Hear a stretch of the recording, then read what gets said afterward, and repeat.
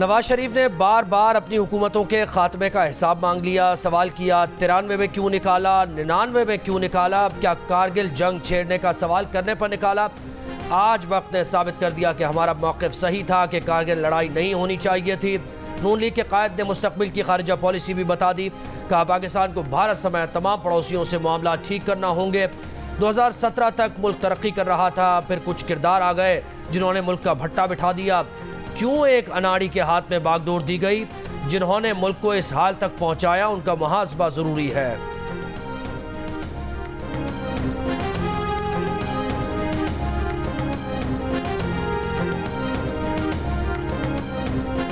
जो 3 बार वजीर आजम बनकर नाकाम हो चुका, वो चौथी बार कौन सा तीर मार लेगा।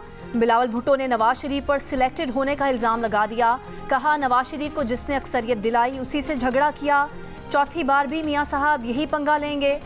तीमरगरा में जलसे से खिताब में खबरदार भी कर दिया कि चौथी बार सिलेक्ट होकर आए तो कोई नहीं मानेगा, फिर वो अवाम के दरमियान खड़े होकर नवाज शरीफ का मुकाबला करेंगे।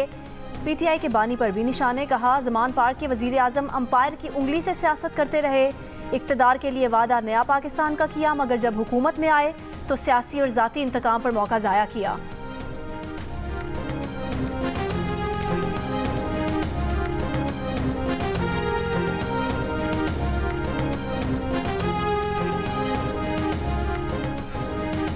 मुस्लिम लीग नून की चीफ ऑर्गेनाइजर मरियम नवाज के बानी पीटीआई पर वार। कहा एक बार इख्तदार मिला और इनके खिलाफ मुल्क की तारीख का सबसे बड़ी करप्शन का केस बना। अरियाला जेल में बैठा शख्स नवाज शरीफ के खिलाफ साजिश का सहूलतकार था। गुजरात की तहसील जलालपुर जट्टा में वर्कर्स कन्वेंशन से खिताब में कहा जेल में देसी मुर्गी और एक्सरसाइज की मशीन देना है तो फिर सब कैदियों को दें। नवाज शरीफ को रींग रींग कर इंसाफ मिल रहा है, इस पर भी कह रहे हैं कि शायद फेवर मिल रहा है। नवाज शरीफ के मुकाबले में लेवल प्लेइंग फील्ड चाहते हैं तो ये लेवल प्लेइंग फील्ड देख लें।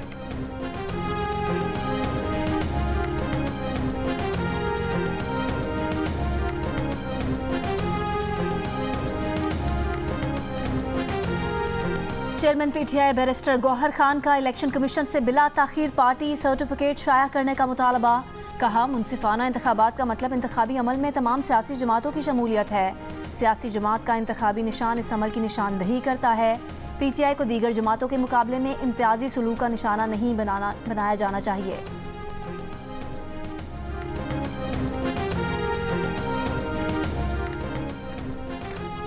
काबीना अरकान ने 190 मिलियन पाउंड के मामले की तहकीकात कराने की सिफारिश की थी, लेकिन बानी पीटीआई ने बतौर वजीर आजम किसी की ना सुनी। साबिक वफाकी वजीर जुबैदा जलाल का नैब के सामने इंकशाफ।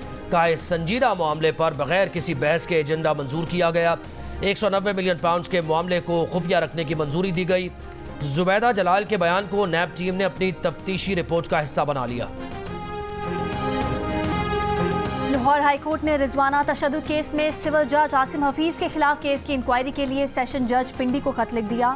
रजिस्ट्रार लाहौर हाईकोर्ट ने यह हिदायत रिजवाना तशद्दुद तहकीकाती टीम के तीसरे खत पर जारी की। तहकीकाती टीम ने सिविल जज से तफ्तीश की इजाज़त के लिए रजिस्ट्रार को 3 खत लिखे थे। पिंडी के जज ने इस्लामाबाद पुलिस से जज आसिम हफीज पर लगे इल्जामात का रिकॉर्ड मांग लिया। आसिम हफीज के घर काम करने वाली रिजवाना पर दौरान मुलाजमत इतना बदतरीन तशद्दुद किया गया था कि उसके सर के जख्मों में कीड़े पड़ गए। बच्ची रिजवाना ने जज, उसकी अहलिया सोमिया और बच्चों पर तशद्दुद का इल्ज़ाम लगाया है। तफ्तीशी टीम लाहौर हाईकोर्ट से इजाज़त न मिलने के बायस 5 माह बाद भी सिविल जज आसिम हफीज से पूछगछ नहीं कर सकी है।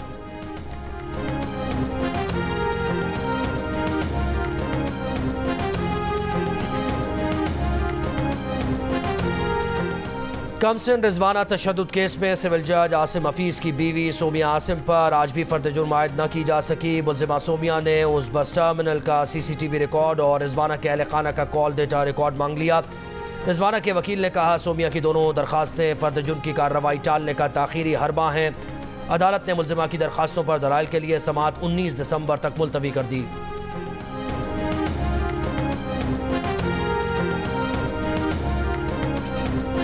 सारा इनाम कत्ल केस का फैसला महफूज 14 दिसंबर को सुनाया जाएगा। समाअत के दौरान मुलजिम शाहनवाज की वालिदा समीना शाह अब्दीदा हो गईं।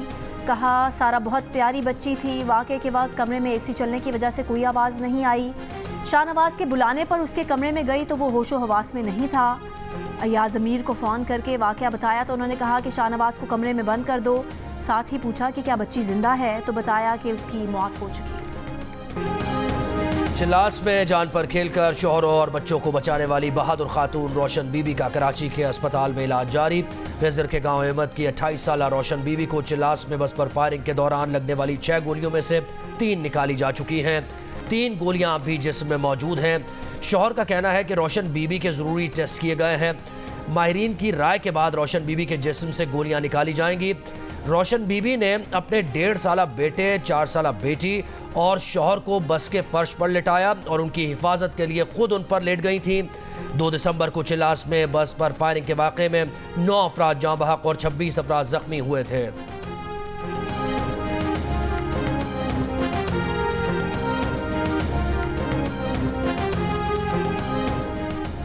नैब का ब्यूरोक्रेसी का एतमाद बहाल करने के लिए नया तरीकाकार तैयार। द न्यूज़ के एडिटर इन्वेस्टिगेशन अंसार अब्बासी की रिपोर्ट के मुताबिक नैब को किसी सरकारी मुलाजिम या ओहदेदार को मुस्तकबिल में हिरासा करने या पकड़ने की इजाज़त नहीं होगी।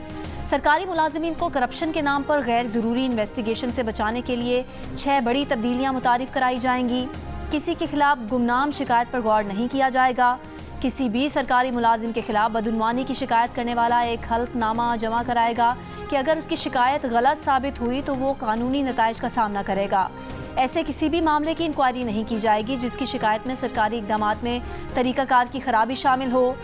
तहकीकात का सामना करने वाले शख्स को मुल्जिम नहीं बल्कि रिस्पोंडेंट यानी जवाब देने वाला कहा जाएगा। इन्वेस्टिगेशन के मरहले पर मीडिया को जवाबदेह का नाम या शिकायत की तफसीलात फराहम नहीं की जाएंगी।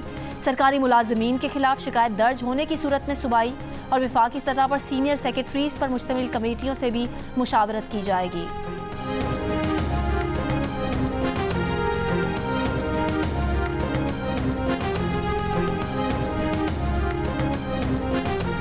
बानी पीटीआई ने तौहीन इलेक्शन कमीशन की कार्रवाई और jail trial Lahore high court में चैलेंज कर दिया। इलेक्शन कमीशन का जेल ट्रायल का फैसला कल आदम करार देने की इस्तदा।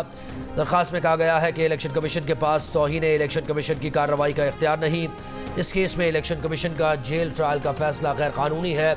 जेल में खुफिया ट्रायल आइन के आर्टिकल 4 की खिलाफ वर्जी है। इलेक्शन कमीशन ने 13 दिसंबर को जेल में फर्द जुर्म की कार्रवाई के लिए समाअत मुकर्रर की है।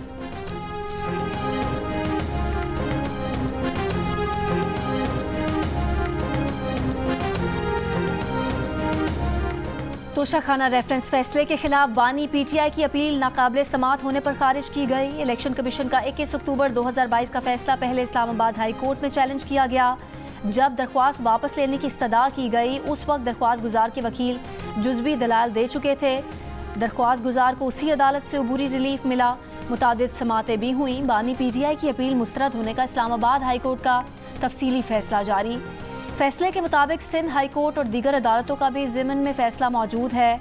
वाज़ेह अदालती हवालों की मौजूदगी में दरख्वास्त वापस लेने की इस्तदा मंजूर करना तयशुदा असूलों की खिलाफ वर्जी होगा।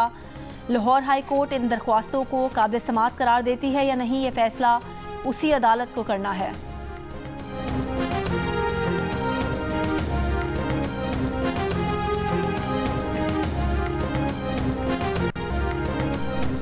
इमेज बेहतर करना है तो पुलिस को रवैये में तब्दीली लाना होगी। वर्दी की तब्दीली से कुछ नहीं होगा। निगरान वज़ीर आज़म अनवारुल काकड़ ने साफ बता दिया।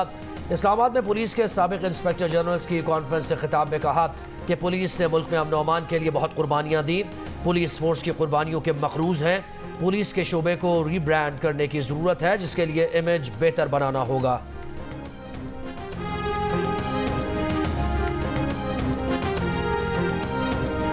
गाजा के रिहायशी इलाकों पर इसराइली बमबारी जारी। खान यूनुस, रफा, बैतुल्लाहिया पर इसराइली हमले में 20 से ज़ायद फ़लस्तीनी शहीद। गाजा की 2 तारीखी मसाजिद को भी शदीद नुकसान पहुंचा। 7 अक्टूबर से अब तक गाजा के शहदा की तादाद 18,000 के करीब पहुंच गई। इसराइली फोर्सेस के खिलाफ फ़लस्तीनी जंगजुओं की शदीद मुज़ाहमत। रॉकेटों और मार्टर गोलों के हमलों से काबिज़ फोर्सेस की मुतादिद बख्तरबंद गाड़ियों, टैंकों को तबाह कर दिया। मुतादिद इसराइली फ़ौजी भी जान से गए। इसराइली अखबार के मुताबिक 7 अक्टूबर से अब तक 420 इसराइली फ़ौजी मारे गए। 2000 से ज़्यादा इसराइली फ़ौजी माजूर हो चुके हैं। 5000 से ज़ायद ज़ख्मी हुए। 58% की हालत ख़राब है।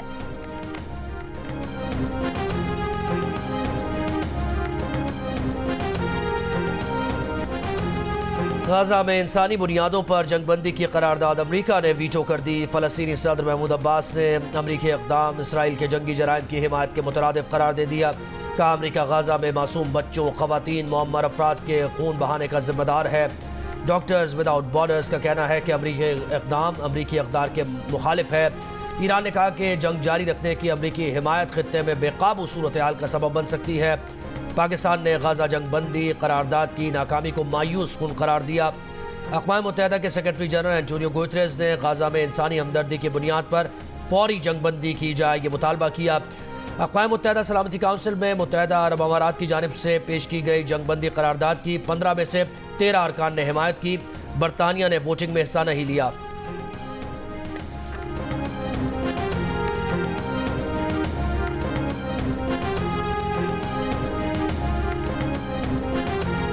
फारूक सत्तार की क़यादत में MKM रहनुमाओं की सरवत एजाज कादरी से कराची में मुलाकात। फारूक सत्तार ने कहा कि सरवत एजाज कादरी से मुलाकात में तय हुआ है कि मिलकर काम करेंगे, एक बड़ा इत्तेहाद कायम करने जा रहे हैं, मौरूसी सियासत के जरिए कब्जा करने वालों का खात्मा करेंगे।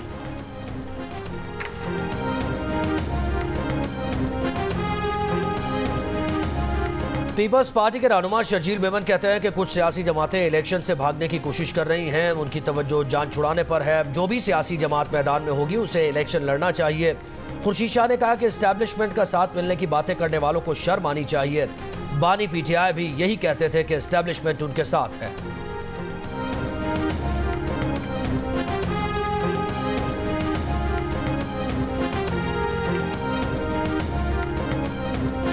निजी हाउसिंग सोसाइटी के लिए ज़मीन की खरीदारी में इख्तियारात के नाजायज़ इस्तेमाल और रिश्वत लेने के मुकदमे में फवाद चौधरी का 1 रोज़ा राहदारी रिमांड।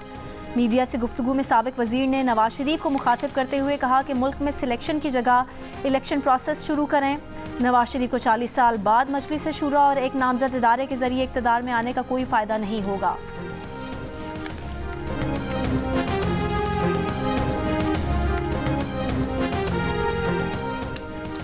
मरियम औरंगजेब का बानी PTI पर अपने ऊपर दहशतगर्दी का मुकदमा बनाने का इल्ज़ाम। कहा दूसरों पर दहशतगर्दी के मुकदमे बनाने वाला खुद 9 मई के वाक़यात का मास्टरमाइंड था। इन्हें दिन दिहाड़े दहशतगर्दी करने का जवाब देना पड़ेगा। जावेद लतीफ़ ने कहा कि जिसने पाकिस्तान की चूल्हे हिला दी उसको आज भी जेल में पक्की उम्र की देसी मुर्गी चाहिए। इंसदाद दहशतगर्दी अदालत लाहौर ने इश्तियाल अंगेज़ गुफ्तगू के मुकदमे में पेशी के बाद मरियम औरंगजेब के वारंट गिरफ्तारी मंसूख कर दिए। मज़ीद समाअत 6 जनवरी तक मुलतवी।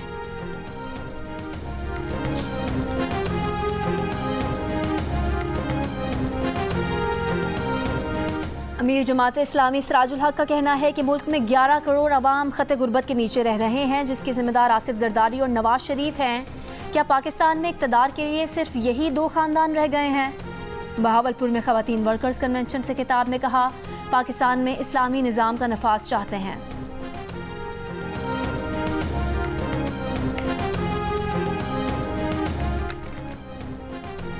पाकिस्तान तहरीक इंसाफ पार्लियामेंटेरियंस के सरबराह परवेज़ खटक कहते हैं कि साबिक़ आर्मी चीफ को तौसी की पेशकश ज़रूर की, लेकिन गैर मुअय्यना मुद्दत की तौसी की बात दुरुस्त नहीं।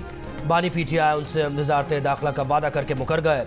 सदर पाकिस्तान बनने की भी पेशकश की गई, जिसे उन्होंने ठुकरा दिया। जियो न्यूज़ के प्रोग्राम नया पाकिस्तान में नौशेरा से अपने रिश्तेदारों को पार्टी टिकट देने पर उनका कहना था कि जो भी सीट जीत सकता है उसको टिकट देंगे, चाहे वो उनके घर से ही क्यों ना हो। परवेज़ खटक का इंटरव्यू आज प्रोग्राम नया पाकिस्तान में देखें, रात 8 बजे जियो न्यूज़ पर।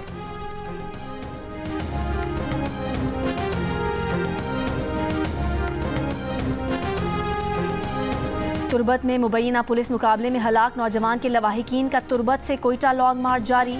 मार्च के शुरका पंचकोट से खुजदार पहुंच गए। मुजाहिरीन मुबैना पुलिस मुकाबले की अदालती तहकीकात का मुतालबा कर रहे हैं। मुबैना मुकाबले में नौजवान के कत्ल का मुकदमा वालिद की मुद्दत में SHO और CTD एहलकारों के खिलाफ दर्ज कर लिया गया। सेशन जज तुर्बत ने मुकदमा दर्ज करने का हुक्म दिया था।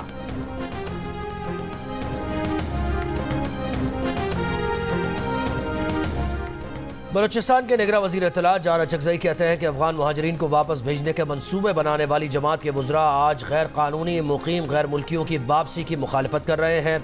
जितनी भी मुखालफत हो, गैर कानूनी गैर मुल्कियों को वापस भेजा जाएगा। एक सियासी टोले ने मुल्क दुरुस्त करने की हुकूमती पॉलिसीज़ के खिलाफ काम शुरू कर रखा है।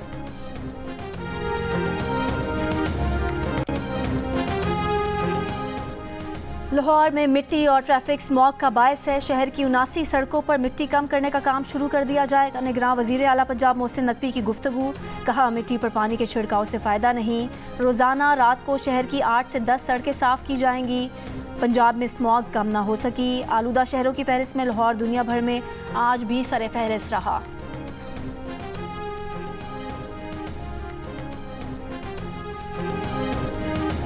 हज दरख्वास्त गुजारों की आसानी के लिए आज और कल नामजद बैंक खुले रहेंगे। तर्जुमान वजारत मजहबी उमूर के मुताबिक मंगल 12 दिसंबर तक हज दरख्वास्तें की वसूली बिला तातुल जारी रहेगी। बढ़ते हज अखराजात के सबब पाकिस्तानी शहरियों की जानिब से सरकारी हज के लिए दरख्वास्तों की वसूली में अवामी दिलचस्पी कम। अब तक सिर्फ 20,500 आज़मीन हज ने दरख्वास्तें जमा कराई हैं। न्यूयॉर्क टाइम्स मशरिक़ वुस्ता के साबिक ब्यूरो चीफ क्रिस हैजिस का दुनिया भर के लोगों से गजा में इसराइल के मजालिम के खिलाफ खड़े होने का मुतालबा। कहा, जो कुछ गजा में देख रहे हैं वो फ़लस्तीन की तारीख में बदतरीन और आम शहरियों की नस्ल कुशी की मुहिम है। हम सब का फ़र्ज़ है कि फ़लस्तीनी अवाम के हुकूक और तहफ़्फ़ुज़ का ख्याल रखा जाए और नस्ल कुशी की इस मुहिम को रोकने के लिए हर मुमकिन कोशिश की जाए। उन्होंने कहा कि गजा में होने वाली नस्ल कुशी को रिकॉर्ड नहीं बल्कि रिपोर्ट किया जाए।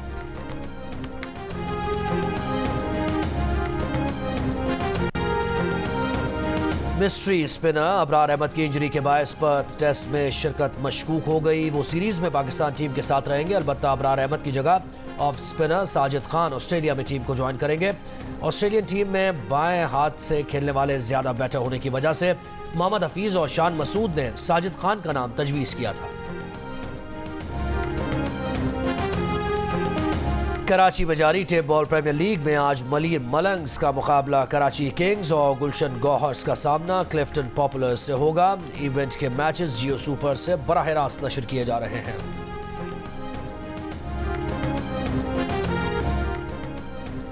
पाकिस्तान में साउथ एशियन गेम्स की मेज़बानी खतरे में पड़ गई। मार्च 2024 में होने वाले गेम्स की मेज़बानी श्रीलंका को दिए जाने का इम्कान। श्रीलंकन वज़ीर खेल ने अपने हुक्काम को तैयारियों की हिदायत कर दी। पाकिस्तान ओलंपिक एसोसिएशन का कहना है कि बार बार वजारत बैनुल-सूबाई राबता को फंड्स की अदम फरामी के लिए खत लिखे। गेम्स में 3 माह का अरसा रह गया, अब तक कोई जवाब नहीं मिला।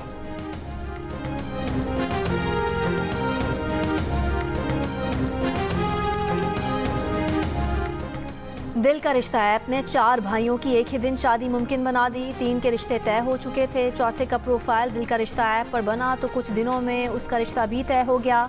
एक ही दिन शादी की खबर ने पूरे ख़ानदान में खुशी की लहर दौड़ा दी। शुजाबाद के काजी नदीम अपने बच्चों की शादी पर खुशी से निहाल। ख़ानदान के दीगर अफराद को भी दिल का रिश्ता ऐप का मशवरा दे रहे हैं।